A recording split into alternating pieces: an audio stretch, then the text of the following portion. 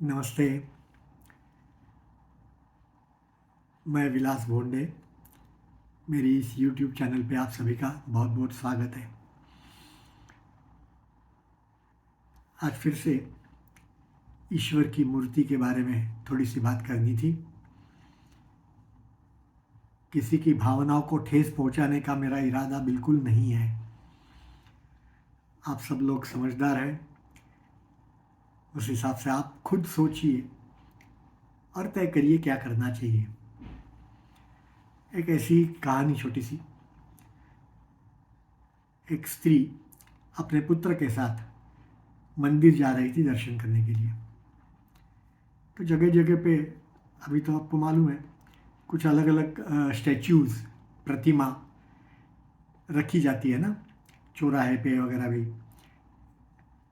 या तो आप कोई क्या कहते हैं, बच्चों के लिए जो गार्डन्स होते हैं खेलने के लिए, उसमें भी आप देखते हो कि वहाँ पे बहुत सारे प्राणियों की प्रतिमा, स्टैच्यूज़ रखी जाती है, मूर्ति। तो वो जाते समय रास्ते में उसने देखा, उस बच्चे ने, कि एक वाघ, माने टाइगर, शेर, वहाँ उसकी प्रतिमा थी। तो वो डर गया।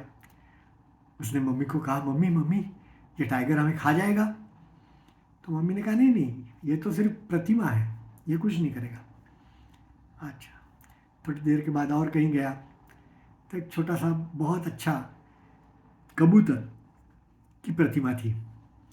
तो उसने कहा कि ये कबूतर को हम कुछ दाने खिलाएं।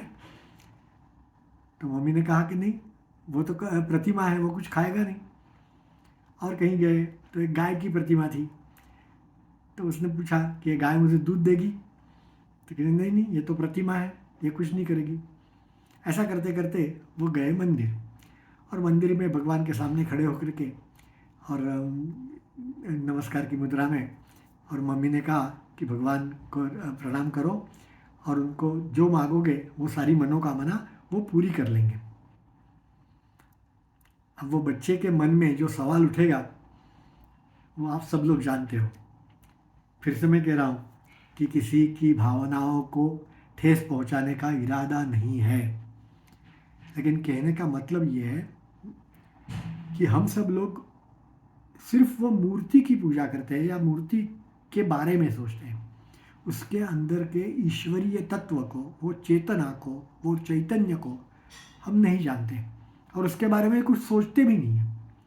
तो सच आवश्यकता ये है कि उसके बारे में सोचिए, वो चैतन्य के बारे में। सभी धर्म जो है वो मूर्ति पूजा के बारे में यही कहते हैं कि शुरू शुरू में जब आप बच्चे हैं तो आप मूर्ति पूजा करेंगे, लेकिन आप बड़े हो जाएंगे तो, बच्चे होते हैं तब हम जो कुछ भी सीखते हैं, बड़े होने के बाद उसको पकड़ के नहीं बैठते, हम नया कुछ सीखते हैं।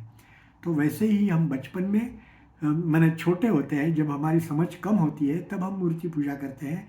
जैसे जैसे बड़े हो जाओगे तो वो निर्गुण, सगुण से निर्गुण निराकार की ओर जाना चाहिए। तत्वमसी, तू ही वो है।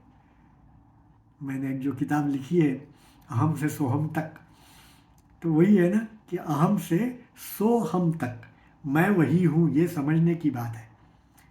तो यही समझने का हमारा मकसद होना चाहिए, हमारा प्रयास होना चाहिए। यदि वो ईश्वरीय तत्व को हम जान जाएंगे तो और कुछ नहीं चाहिए, वही तो साक्षात्कार है, बराबर।